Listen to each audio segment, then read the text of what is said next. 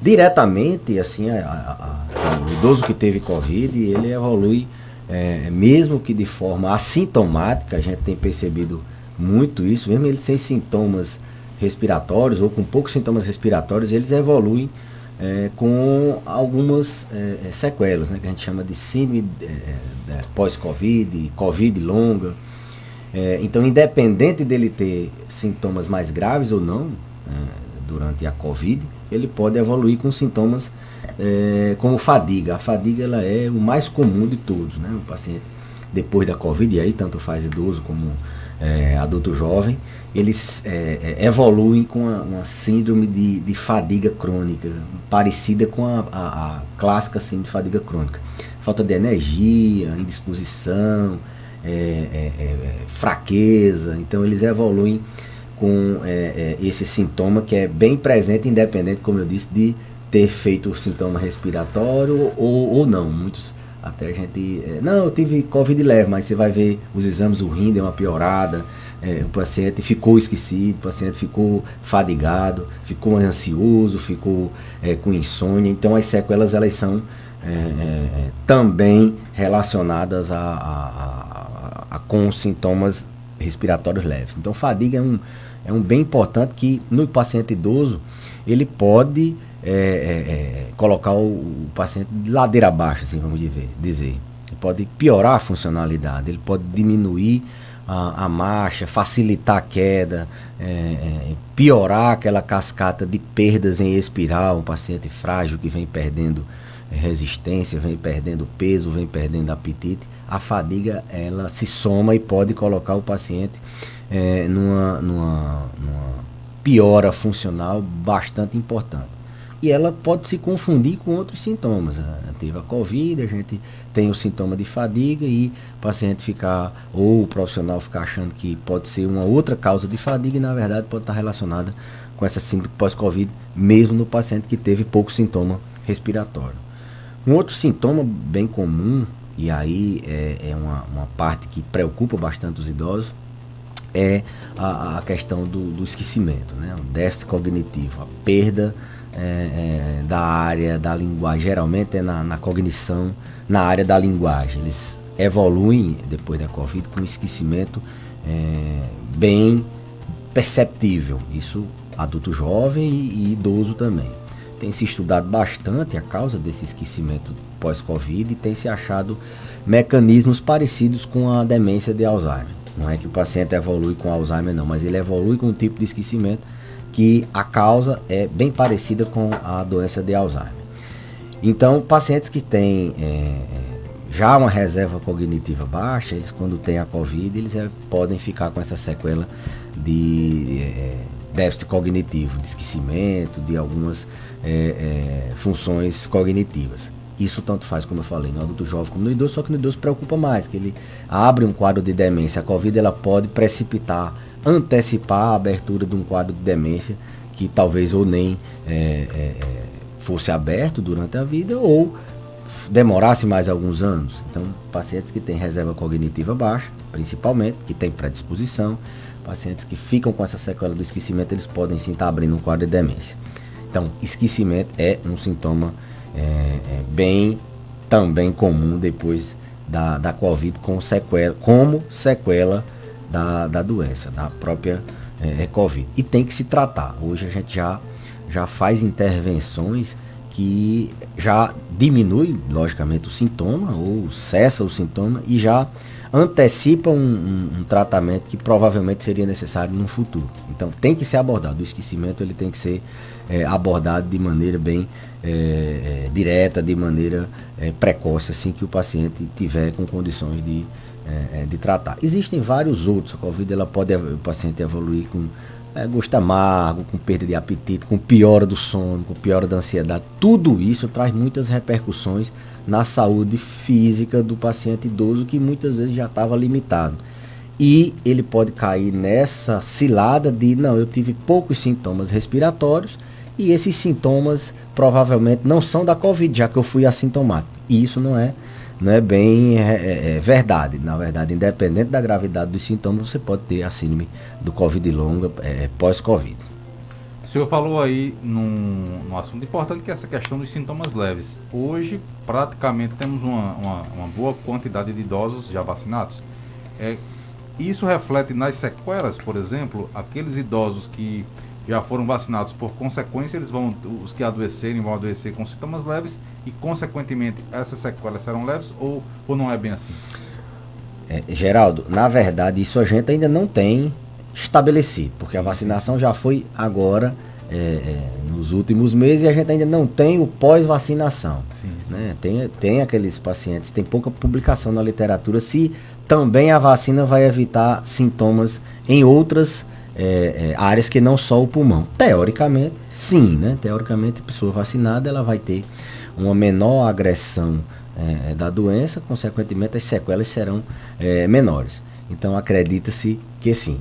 Mas a Covid também tem aquele que eu falei, a sequela indireta. Mesmo o paciente não tendo passado pela Covid, eu tendo há muito tempo, 6 meses, 1 ano atrás, ele tem o paciente idoso tem as sequelas indiretas. Ele parou o tratamento das doenças crônicas, ele parou a reabilitação na fisioterapia, na terapia ocupacional, ele parou a reabilitação na psicologia, ele parou as consultas que ele vinham de rotina, ele parou, ele tem alguém na família, ele perdeu algum ente, ou tem alguém conhecido, ele ficou em casa preso, ele teve o isolamento social, então as sequelas da pandemia, no caso, também estão sendo vistas agora com os idosos, né? Muitos deles que tinham uma independência X, um grau de dependência X, pioraram muito, quase não andam, pioraram dor, aceleraram a progressão, a rapidez com que eles perderam memória, cognição, pioraram assim, as relações sociais fizeram com que eles piorassem os seus transtornos do humor, a ansiedade, a depressão, o sono. Então tem a sequela direta da doença e tem a sequela indireta da pandemia. Então essa segunda, indireta, não pode ainda ser mensurada por causa que ainda não acabamos a vacinação, a gente ainda continua vivendo a pandemia. Então a gente não tem como mensurar ainda, mas muito provavelmente quem tomou a vacina tem tem sequelas menos intensas. Beleza, e boa tarde. As pessoas ganham muito destaque, embora não sejam casos tão recorrentes, felizmente, de pessoas idosos inclusive, que tomaram a primeira dose, tomaram a segunda dose e morrem, e as pessoas anunciam, em decorrência da Covid-19. A medicina, como é que ela está avaliando essa situação? Porque a imunização, salvo engano, ela tem um prazo para acontecer. De repente pode ser fruto ainda desse período que faltaria para o idoso, para a pessoa em questão ficar plenamente imunizada? Alexandre, a gente tem que entender que o indivíduo idoso, ele morre de uma gripe, ele morre de uma topada, ele morre de uma queda, e ele pode morrer de uma Covid mesmo estando vacinado. A gente vacina para gripe e os idosos ainda morrem de gripe. A gente vacina para pneumonia, eles ainda morrem de pneumonia. O que se sabe é que esses pacientes vacinados, a incidência de sintoma grave, de precisar de internação, cai absurdamente, praticamente inexiste, ou existem em índices muito pequenos. A gente tem visto isso na prática, tem visto isso nas publicações, na literatura, tem visto isso acompanhando as estatísticas aí pelo mundo. Não colocaria nesse sentido de que não, lógico, tem alguns não, falta a segunda dose, tem outros que não quiseram tomar a vacina, tem outros que naquele período estavam doentes, outros que já esses aí sim, eles têm um risco maior, mas os que tomaram certinho, no tempo certo, a probabilidade dele morrer agravado da Covid é muito baixa, é mais a probabilidade dele agravar por qualquer outra coisa, né? Então a gente tem visto isso lá na UTI, tinha visto, graças a Deus, a gente reverteu os nossos 10 leitos, mas a gente via muito paciente que sofreu uma queda, fraturou um fêmur, positivou Covid, quase não tinha nenhum sintoma respiratório, está internado porque da fratura do fêmur, infartou, aí positivou Covid, estava vacinado, não, aí a gente tem que colocar também Covid, porque ele está com a Covid, mas na verdade os sintomas da Covid estão ali, é como se ele tivesse internado por uma gripe e infartou, ou se ele tivesse infartado, pegou uma gripe pelo hospital, e aí ele estaria com gripe e com infarto. Então a gente tem observado isso, que eles agravam muito, muito menos, estando vacinado, com o período imunológico, a eficácia da vacina nesse aspecto de sintomas graves é bem pronunciada. Como eu disse, tanto na prática como nas publicações que a gente vê na literatura, nas estatísticas que a gente vê nos estados, nos outros países. Então, vacinar muito provavelmente diminui. É um caso em 1 milhão, 1 milhão não, mas assim, um caso raro que acontece do paciente ter tomado as 2 doses, estar no período certinho, não ter tido problema durante a imunização e ele ter uma forma grave da Covid. Agora, Isso é a exceção da exceção, a regra não. Sim. Agora, as sequelas da pandemia nos idosos preocupam mais do que no adulto jovem? Porque o idoso ele é mais vulnerável. O envelhecimento ele gera assim, mais predisposição a doenças crônico-degenerativas que por vezes eles já tinham algumas, né? Ele já tinha artrose, já tinha hipertensão, diabetes. Então, quando ele tem uma outra doença, e aí pode ser a Covid, mas pode ser qualquer outra, a gente sabe que quando ele volta ele passa aquele período de doença, ele pode voltar num estágio um pouquinho abaixo, menos independente, menos orientado, com um pouco mais de dificuldade a ser reabilitado.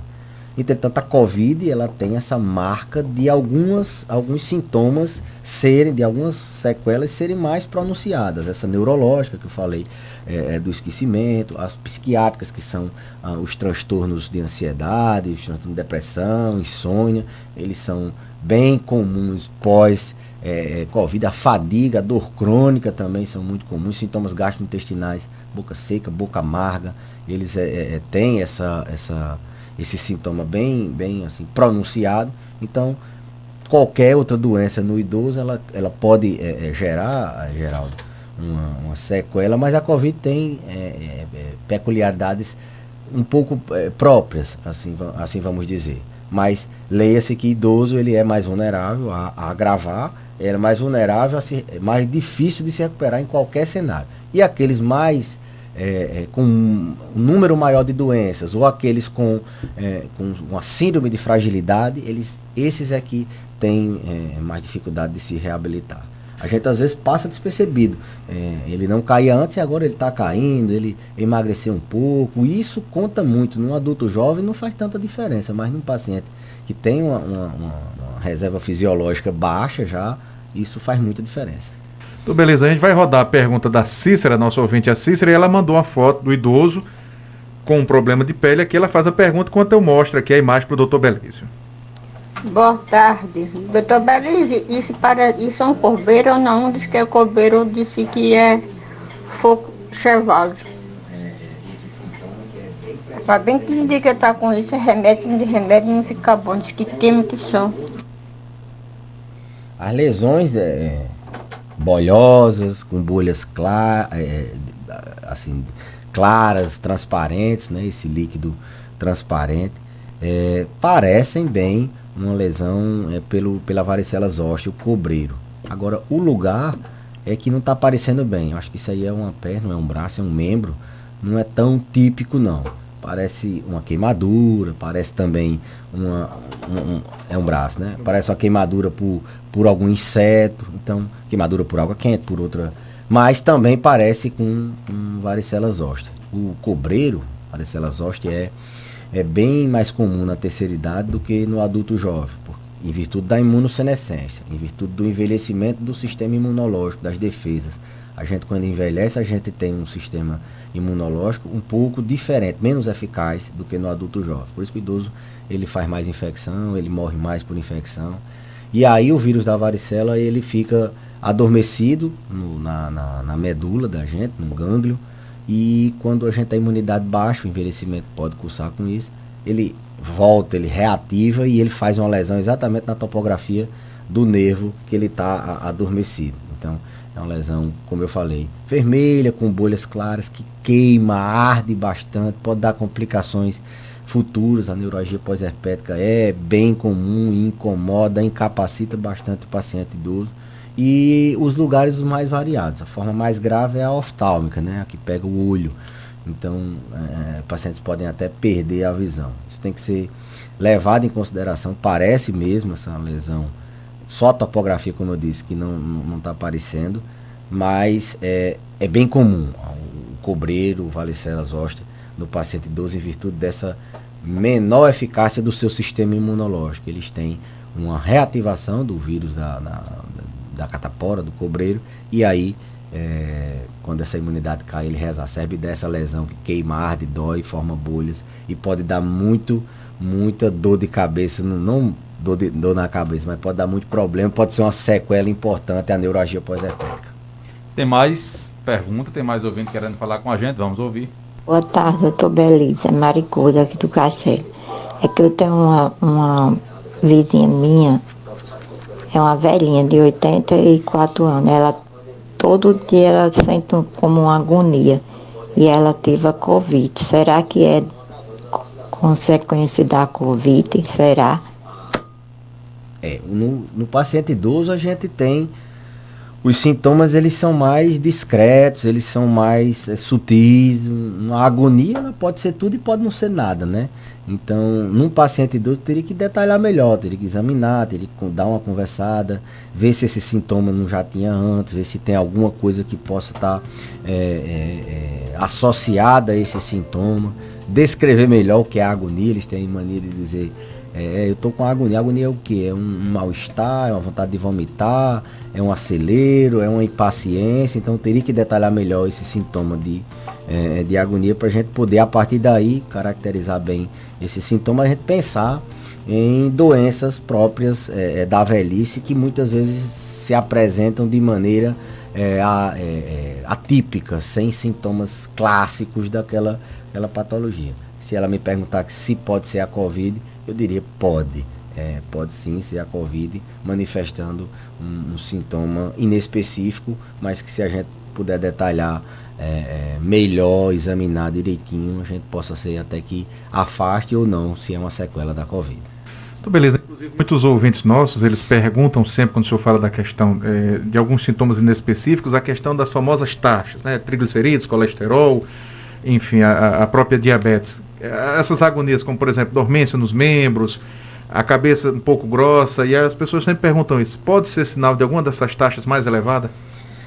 O ser humano, ele tem uma tendência a achar que todo sintoma ele vai ser visto no exame, né? Então, na maioria das vezes, taxa alta, principalmente colesterol, triglicéridos, nesses níveis pouco altos, que a maioria da população, quando tem alta, não são níveis tão exagerados, a gente não tem esses sintomas.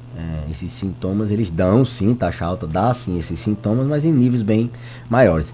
Entretanto, a taxa da glicemia, a diabetes, essa sim pode dar sintomas mais pronunciados, que, como você bem falou, são inespecíficos. É uma dormência, é um aperto, né, um mal-estar, é um desconforto. Na verdade, não é só a taxa que está alta, é o paciente que está sedentário, é a alimentação que está ruim, é o sono que não está bom, é o estresse, transtorno de ansiedade, transtornos do humor. Eles dão sintomas muito inespecíficos que são traduzidos no paciente idoso como sintomas físicos.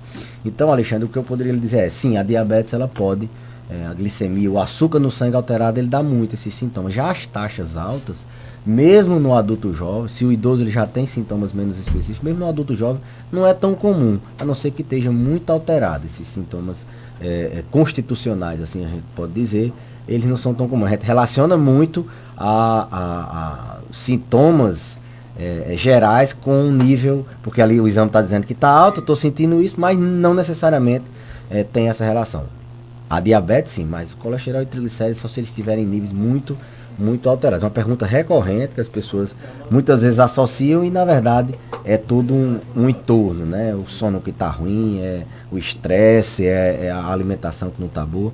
E no paciente idoso, esses sintomas às vezes tem sim uma taxa alterada e aí leva muitas vezes o paciente, eu vou fazer aqui uma dieta, vou melhorar minha atividade física, ou então vou diminuir a comida do meu pai, do meu avô, ou vou para o médico, o médico passa um remédio para colesterol, e na verdade aquilo ali não tem relação com o colesterol.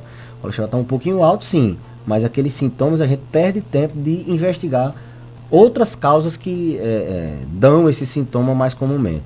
Então, atenção nas ciladas que a gente tem em sintomatologia dos idosos, que são muito inespecíficas, sutis e podem ser pouco valorizadas e denotarem doenças graves. Só dar um exemplo, esses sintomas constitucionais que você falou aí, pode ser um câncer.